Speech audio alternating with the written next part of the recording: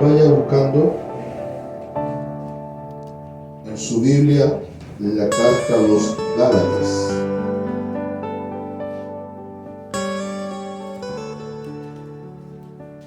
Vamos a ver un mensaje bien particular del apóstol Pablo a los hermanos de Galacia.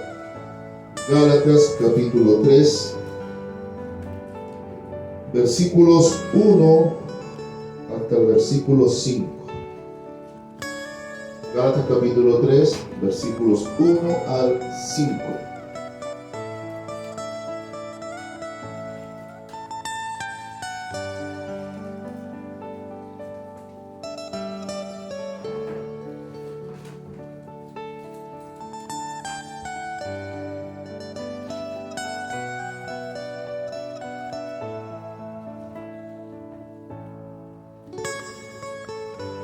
Si lo hemos encontrado, daré lectura en el nombre del Señor Jesucristo, la poderosa palabra de nuestro Dios, que dice de la siguiente manera: Oh Gálatas insensatos, ¿quién os fascinó para no obedecer a la verdad, a vosotros ante cuyos ojos Jesucristo fue ya presentado claramente entre vosotros como crucificado? Esto solo quiero saber de vosotros. ¿Recibisteis el Espíritu por las obras de la ley o por el oír con fe? ¿Tan necios sois? Habiendo comenzado por el Espíritu, ¿ahora vais a acabar por la carne? ¿Tantas cosas habéis padecido en vano? Si es que realmente fue en vano. Aquel pues que os suministra el Espíritu y hace maravillas entre vosotros, ¿lo hace por las obras de la ley o por el oír con fe? Decimos amén, amén. Glorificamos al Señor y toma asiento. Gloria a Dios, gloria a Dios, gloria a Dios para siempre. Quiero titular el mensaje de hoy: en defensa de la fe. En defensa de la fe. Mientras oraba, previo al mensaje, Dios me confirmaba de dos formas la palabra de hoy. Siempre pido al Señor que me vaya a confirmar. Por un lado, escuchaba una oración de mi hermano Israel que hablaba de prepararnos para cuando incluso venga un tiempo de engaño. Por otro lado, también la pastora hablaba de la religiosidad. Precisamente estas fueron dos cosas y dos causas que motivó al apóstol Pablo de alguna manera a escribir esta tremenda defensa de la fe a los hermanos de la comunidad de Galacia. Hoy por hoy, para nosotros, más o menos centro-sur de Turquía. Esa fue la zona donde estuvieron estas comunidades de iglesia, este conglomerado que llegó a ser conocida como la iglesia de Gálatas o de la iglesia de Galacia. ¿Qué pasaba en aquel entonces y en este contexto? Habían llegado falsos maestros trayendo perjuicio a la iglesia y estaban presentando un evangelio diferente. Y el apóstol Pablo declara fidedignamente no que haya otro, sino que algunos lo han pervertido. Esa es la idea de la defensa de la fe que va a presentar el apóstol Pablo a través de esta carta.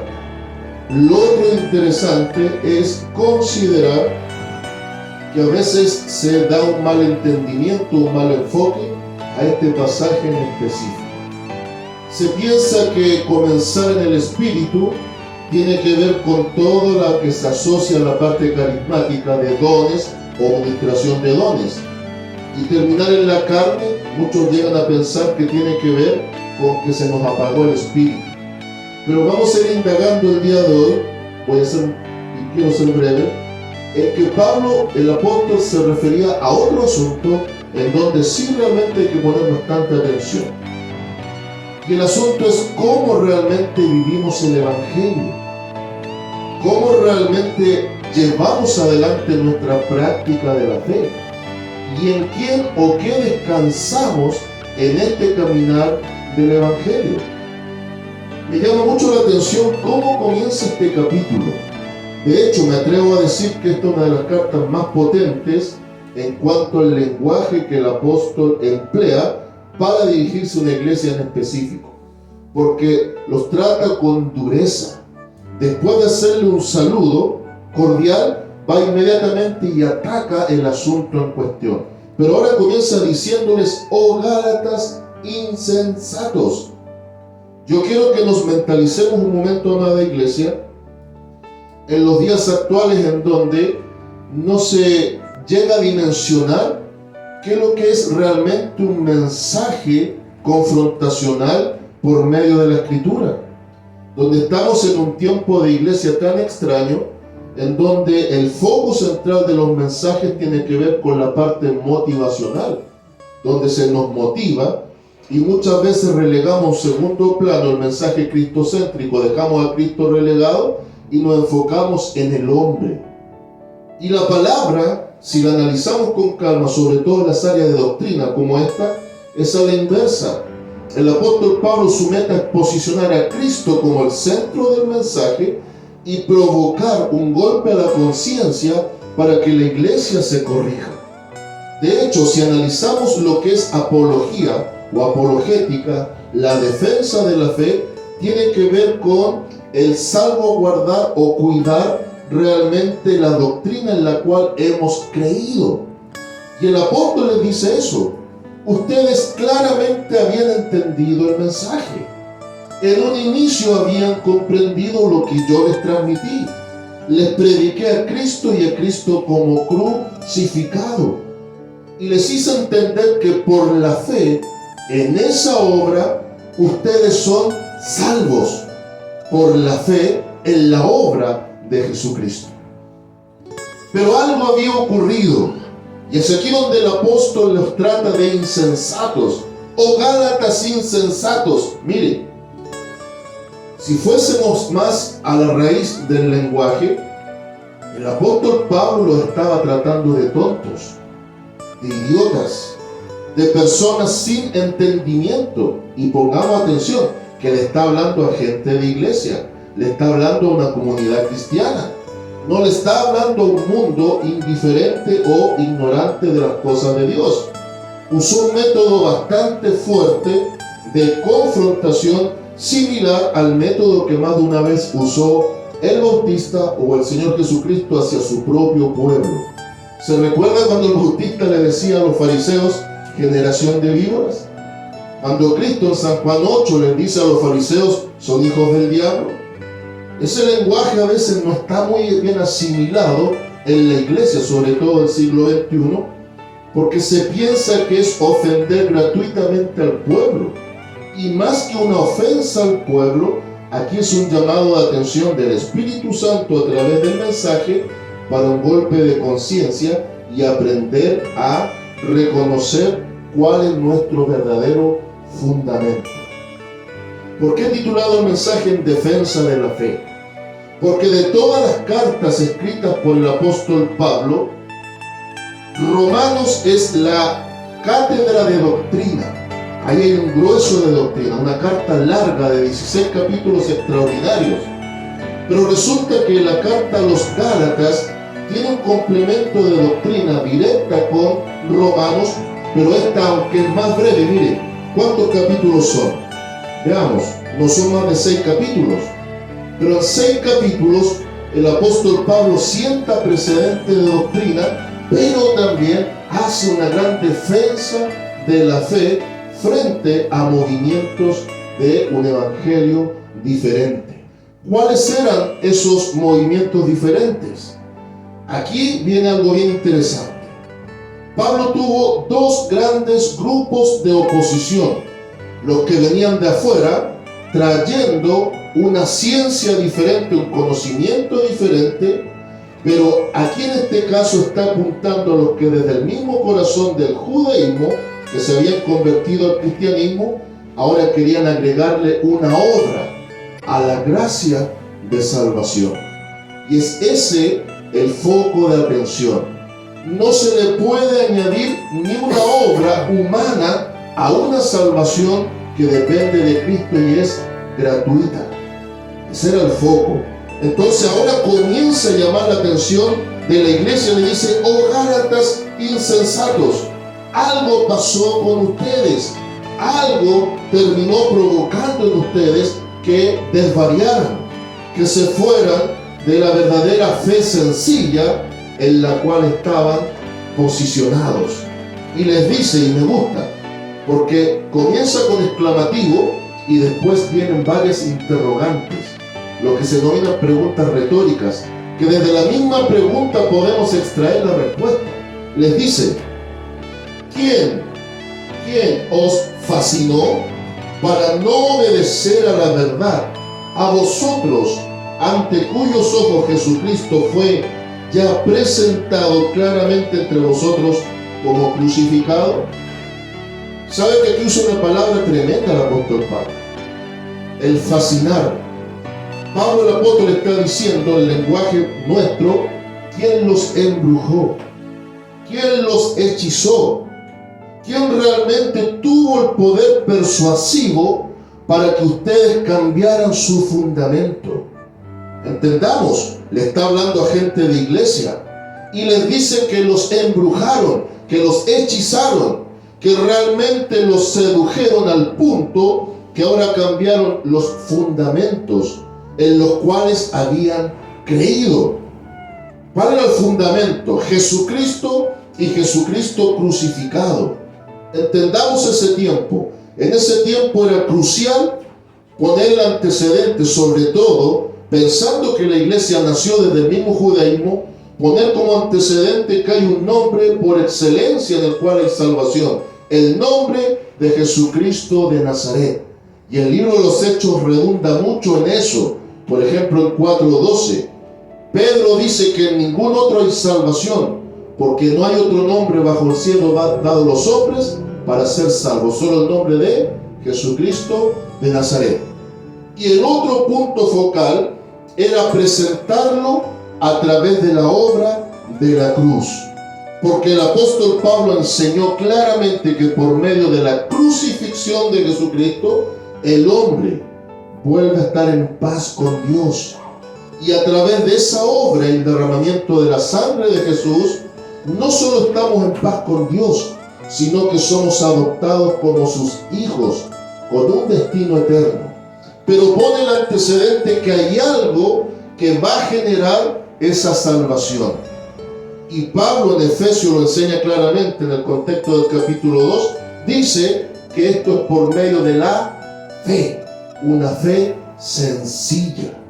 El problema es que acá venían judíos diciendo: no solo basta la fe, hay que agregarle algo falta, algo es necesario. En algo el apóstol Pablo está mintiendo y su ministerio no es genuino y su ministerio es incompleto.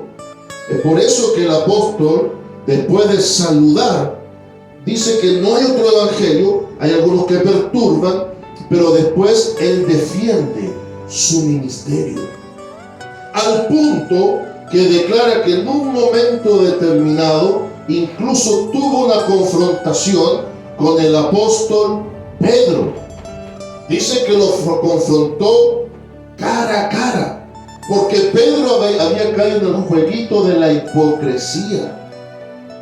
Se juntaba con los gentiles, comía con ellos, compartía con ellos, no los obligaba a llevar una vida piadosa como era bajo la ley en el tiempo del judaísmo, pero cuando llegó una comisión de Jerusalén a ver la realidad de lo que estaba ocurriendo, el apóstol Pablo dice que se comportó como un hipócrita y lo encara, lo confronta y le da a entender que esto no puede ser así, al punto que Pablo declara y dice que aquellos que obligan a judaizar les llama perros mutiladores del cuerpo, obreros fraudulentos, que hacen pensar a la iglesia que basta solamente una señal en la carne, la circuncisión, para que tengan asegurada una salvación que a todas luces Pablo dice que solo basta y depende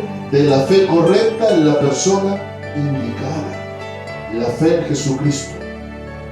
Nosotros podríamos decir, pero todo eso que ocurrió allá, ¿cómo aplica en los tiempos de acá? No estamos muy lejos de estar similar a la iglesia de Galacia.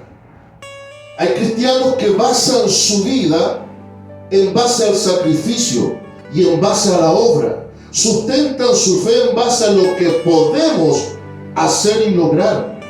Y se olvidan que el Evangelio, en su mensaje central sencillo, no es lo que el hombre o la mujer pueda lograr o pueda hacer, sino lo que Cristo ya hizo por medio de la cruz a favor del ser humano. Es por eso que después el apóstol Pablo le dice lo siguiente: esto solo quiero saber de vosotros. Mire la pregunta: ¿recibisteis el Espíritu por las obras de la ley o por el oír con fe? Qué pregunta más sencilla, pero profunda a la vez. ¿Por mérito humano lograremos algo? ¿Llegará el Espíritu Santo a una vida en base al sacrificio que yo pueda realizar? Y atención con lo que estoy diciendo. Para nada estoy negando la importancia de vivir una vida piadosa o una vida de santidad, o permitir al Señor que se produzca el fruto del Espíritu constantemente en nosotros. Tampoco estoy negando que hacemos obras, pero hay que poner las cosas en su orden. La Biblia nunca ha enseñado que hacemos obras para ver si vamos a ser salvos. La Biblia sustenta que las obras que se realizan ahora son evidencias de salvación que ya Cristo otorgó al creyente. ¿El problema en qué consiste? Que al igual que en el tiempo de los Gálatas, han habido maestros, quizás algunos por ignorancia, otros directamente con mala intención, han traído un evangelio diferente y han perturbado el sano y sencillo mensaje, dándole a entender a la iglesia que se necesita hacer algo y agregar algo y vivir en pos de algo. Y a veces terminamos cayendo en el mismo error de estos hermanos de aquel tiempo. Algo en el siglo XXI igual a la iglesia la está embrujando. Algo en el siglo XXI está provocando dos extremos terriblemente peligrosos en la iglesia. Y en estas fechas de movimientos políticos o de festividades ajenas que también se insertan, se evidencia. Está el grupo de los hiperreligiosos, los legalistas, que tienen que a toda costa guardar su santidad por temor a perder salvación, en donde muchas veces prohíben lo que Dios permite o llaman pecado lo que no es pecado. Pero está la contraparte. Están los liberales, aquellos que muchas veces a una horripilante festividad foránea que ni siquiera es propia de nuestro país, como es la aberrante celebración de Halloween, ahora la han cambiado y la han llamado la fiesta de la luz, y la hacen muchas veces en las casas de oración para quitarle el tinte de negatividad y transformarlo en algo positivo. Y es ahí donde caemos en el otro extremo, en donde permitimos cosas que Dios prohíbe y comenzamos a darle una falsa sensación al pueblo de libertad fuera del foco bíblico. El apóstol Pablo enseña claramente que ahora en Cristo hay libertad, pero no confundir con libertinaje. La libertad en Cristo está regulada conforme a los lineamientos de la Biblia y como el Espíritu Santo también nos va dirigiendo. Por ende, hay que hacer un llamado a la iglesia del siglo XXI a vivir un evangelio en equilibrio, volver al fundamento del evangelio cristocéntrico, a entender que no podemos hacer absolutamente nada para ganarnos una salvación gratuita, ni tampoco podemos hacer absolutamente nada para mantenerla a través del tiempo. Y la meta del cristiano que sabe que ha nacido de nuevo solamente debiese ser crecer, crecer y crecer en comunión con Cristo a través de una sana relación con el Espíritu Santo, creyendo que la salvación depende de Dios y no de nosotros. Pero obviamente marcando diferencia. Hoy por hoy casi no se marca diferencia. Hoy por hoy hay muy poco protagonismo genuino de la iglesia en el medio externo. Veamos qué dice acá nuevamente el apóstol. La pregunta es clara. ¿Cómo se recibe el Espíritu? Obviamente la respuesta es por el oír con fe. Por ende, no es algo que nosotros pudiésemos hacer. La obra que facultó el derramamiento del Espíritu Santo primero fue la muerte del Cordero en la cruz. Primero hubo un derramamiento de sangre necesario para hacer la reconciliación entre Dios el Santo y el hombre caído pecador, y después vino el derramamiento del Espíritu para que todos aquellos que por la fe se rinden a Él sean incorporados al cuerpo de Cristo. Y el apóstol dice ahora lo siguiente. Dice, tan necios sois, miren, insensatos necios, palabras fuertes, tan necios sois, habiendo comenzado por el Espíritu, ahora vais a acabar por la carne. Ve, hermano, usted era una persona avivada, usted hablaba en lenguas, danzaba, usted era fogoso, pero algo pasó en usted y ahora usted es un carnal. Ve, ese es el enfoque. No. El apóstol Pablo está diciendo algo mucho más profundo y contundente. El apóstol Pablo está diciendo, ya se han desligado de la ley como tal. Ya no tienes que andar cargando un cordero a cuestas. Hay muchos cristianos en pleno siglo XXI que todavía andan degollando corderos, andan trayendo sus animales para sacrificarlos. Y se les ha olvidado que el sacrificio de Cristo fue una vez y para siempre obra definitiva. Entonces el apóstol está diciendo, miren, no hay comparación entre la ley y la gracia. No hay comparación. No hay cómo llegar a un punto de comparación entre la suficiencia de la gracia frente a lo que fue la ley. Evidentemente, cuando uno comienza en el Espíritu se refiere a que uno depende de la gracia de salvación. Pero acá estaban nuevamente volviendo, siendo seducidos. Es como la idea del encantador de serpientes. Estaban encantando serpientes y las serpientes bailando al ritmo del flautín. Acá estos falsos maestros estaban arrastrando nuevamente a los creyentes que estaban en la libertad en Cristo y los estaban atrayendo nuevamente a la esclavitud de la ley. Es por eso que si usted pone atención y muy brevemente lo voy a leer, Gálatas 5, seguimos en Gálatas 5 versículo 1, el apóstol Pablo le dice esto: estad pues firmes en la libertad con que Cristo nos hizo libres, y no estéis otra vez sujetos al yugo de esclavitud. Esos encantadores estaban arrastrando nuevamente a los creyentes a la esclavitud de la ley. Alguien dirá, pero ¿por qué esclavitud de ley? ¿A qué ley se refiere? Hasta antes de Cristo todo estaba sujeto a la ley de Moisés, de ceremoniales, de rituales, de un tremendo mecanismo que Dios había manifestado no para salvación, sino para evidenciar el pecado y regular el andar de su pueblo. Pero todo ese tiempo fue preparativo para mostrar que sobre una ley establecida venía una gracia, venía una bendición mayor. Si la ley dependió de Moisés, la gracia se sustenta, dice Juan en su evangelio, en Jesucristo, en el cual hay plenitud de salvación. Y este Cristo de gloria, al morir en la cruz, derramó abundante salvación para el género humano. Pero solo aquellos que atiendan a esta oferta de amor y por la fe reciban el mensaje, serán los que estarán en la libertad del Espíritu. Y acá les está diciendo, Se han hecho necios, los encantaron. Están nuevamente ustedes obligando a judaizar a aquellos que están en la libertad del Espíritu.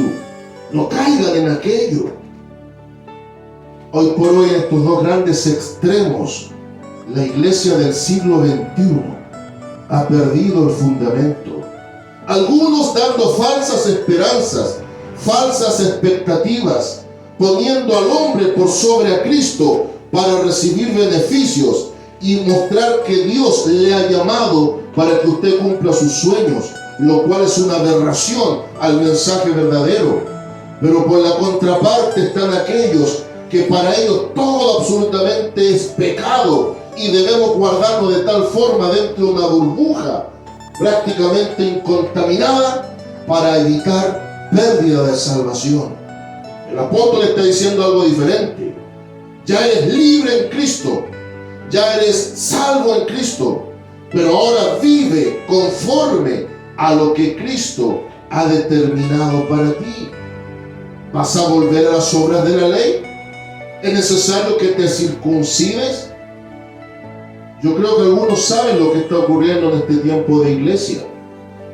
Hay un movimiento fuerte que está llevando a la iglesia a las raíces hebreas y están propiciando un retorno a las costumbres bíblicas que tuvo Israel. Y con todo respeto, conforme a Biblia, yo no necesito hablar algunas palabritas en hebreo para sentirme más espiritual. Yo no necesito guardar un día en específico para sentirme más santo. El problema es que hay quienes son verdaderos demonios de lunes a viernes y guardan el sábado y se reactiva el demonio el día domingo.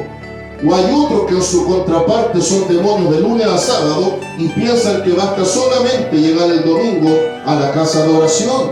Ambos extremos son peligrosos. La Biblia enseña entre los capítulos 4 y 5 de Hebreos que ahora no necesitamos guardar un día con solemnidad religiosa, ritualista, mecánica. No, eso es religiosidad barata. Ahora, Cristo es el reposo del hombre y de la mujer. Ahora el día se hizo hombre. Cristo es el reposo y en Él sustentamos nuestra fe y en Él descansamos. Por ende, ya voy concluyendo acá. Volvamos aquí al capítulo 3. Miren, dice, versículo 4, tantas cosas habéis padecido en vano, si es que realmente fue en vano. Es decir, miren, ustedes caminaron con Cristo, ustedes comprendieron en su inicio lo que era esto y han vivido muchas experiencias y ahora van a desechar todo eso por volver al yugo de esclavitud. Van a dejar todo ese tramo caminado por empezar por un camino distinto. Sería como que nosotros por años hemos creído en un fundamento de fe y que algo nos provoque un revésón y volvamos a un camino diferente y partamos de cero. ¿De qué nos valió lo anterior? De absolutamente nada. Como testimonio muy breve, años atrás, cuando era encargado de obra en el sur, cerca de Temuco, me encontré con un joven testigo de Jehová con el cual interactuamos varias veces. Y él me dijo lo siguiente. Yo noté que tenía conocimiento bíblico. Él me dijo, yo por años fui cristiano evangélico. Nací en la cuna del cristianismo evangélico. Era evangélico. Mis padres y todo.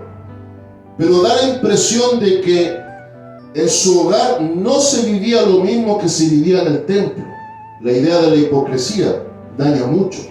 La doble vida. En el hogar de una forma y en el templo de otra. Hasta que dice que tuvo un encuentro con alguien que le habló de una manera diferente, el mismo mensaje según él, y dijo esto: y conocí la verdad. Y ahora todo eso lo tuve por basura y ahora estoy en el conocimiento de la verdad. Según él, la tradición de enseñanza sectaria de los testigos de Jehová era un renacer a la verdad. Y despreció todo lo que había aprendido de niño en el fundamento del Evangelio. Dígame usted, si acaso no fue como una serpiente encantada. Algo lo decepcionó, se molestó con Dios y ahora una palabrita diferente, con un tinte diferente, lo hizo dejar todo lo que había recorrido de niño y comienza ese camino de cero, donde él creyó estar ahora en la verdad. A lo último que yo conversé con él, la última vez que me crucé con él, le dije: voy a orar por ti para que ojalá vuelvas al fundamento de la verdad. De alguna manera este comparativo que le estoy presentando con esa experiencia que tuve, aplica acá. ¿Qué sacaríamos con caminar 20, 30, 40 años bajo un fundamento y que algo nos hiciera decir: me he equivocado, y partir de cero? Aquí la historia es bien sencilla, amada iglesia. El evangelio del siglo I y el evangelio que se sustentó en la doctrina de los apóstoles es el mismo evangelio y es el mismo mensaje que la iglesia debe seguir predicando en el siglo XXI. Y el evangelio es sencillo, tiene 3 puntos claves y sencillos. Número 1, en Jesucristo hay salvación y vida eterna. Número 2, la obra de la cruz es suficiente para salvar, perdonar y restaurar al más vil de los pecadores. Pero número 3, por la fe se activa la gracia. Y en gracia somos, vivimos y nos sustentamos. Y todas las demás cosas que debemos ir aprendiendo en el camino, las va a ir enseñando el Espíritu. Dígame usted, ¿para qué necesitaríamos nosotros un mensaje distinto? ¿Para qué agregarle complicaciones a un mensaje tan sencillo? ¿Sabe cuál es el problema? Que hay una religión oficial muy reconocida a nivel mundial que ha dañado a muchos. Y como hay cristianos que han venido de allá, pero parece que solamente han cambiado la ropa, pero no el corazón, todavía piensan que tenemos que agregar alguna obra, hacer algo, añadirle algo para sentirnos seguros de salvación. No voy a hacer la pregunta, pero yo quiero que usted analice, piense y medite. ¿Cómo está usted frente a la inminente venida de Jesucristo? Si hoy mismo Jesucristo viniera por la iglesia o por su vida en forma individual a través de la muerte, ¿tiene seguridad de salvación? ¿Hay descanso en su alma? ¿O todavía está como algunos que porque no ha hablado en nuevas lenguas, su salvación está en peligro? Hay movimientos así, hermanos, y se lo digo con razón de causa, porque estuve ahí. Mientras no hables en nuevas lenguas, no eres salvo. 40, 50 años porque no habla de una palabra en lengua, la gente viviendo un evangelio del terror y del trauma. Acá no es que hablemos en nuevas lenguas para ser salvos. Acá es si tenemos la fe genuina y el testimonio de haber nacido de nuevo, descansemos en Cristo y aprendamos lo que es seguridad en Jesucristo. Ahora, si yo hiciera una pregunta desde el pastor hasta la más pequeña de la congregación el día de hoy, hiciera esta pregunta: si nosotros, o si dependiera de nosotros la salvación, ¿quién sería salvo? La respuesta sería absolutamente nadie. O si hiciera otra pregunta, póngase en pie y dígame: el que no peca de ninguna forma. Porque a veces se enseña que hay que no pecar de ninguna manera. Pero el apóstol Pablo en Romanos 6 dice algo diferente. Dice que estamos muertos al pecado, separados, no insensibles. Atención, algunos piensan que Pablo está diciendo que ya el pecado no tiene ninguna potestad. No, lo que dice Pablo que ahora ya no vivimos naturalmente en la vida del pecado, pero da a entender que el pecado aún tiene áreas sensibles en donde nos afecta. Va a haber gente que va a decir: miren, yo no hago nada malo, yo no peco, ni siquiera de pensamiento, se lo voy a conceder. Pero le haría una pregunta: ¿Acaso no es pecado cada vez que usted no hace lo bueno? Porque pecado también es no hacer lo correcto. Y lo enseña Santiago en el capítulo 4, versículo 17. El pecado de omisión. Entonces hay quienes cuidan su santidad, pero de una manera extraordinaria. Los felicito.